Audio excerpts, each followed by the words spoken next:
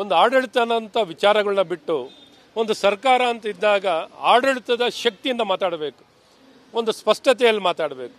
ಬರೀ ಸರ್ಕಾರದಲ್ಲಿದ್ದಾಗಲೂ ರಾಜಕೀಯನೇ. ಸರ್ಕಾರದಲ್ಲಿ ಇವರಿಗೆ ಅಧಿಕಾರ ಕೊಟ್ಟಿರೋದು ಯಾಕೆ ಜನ?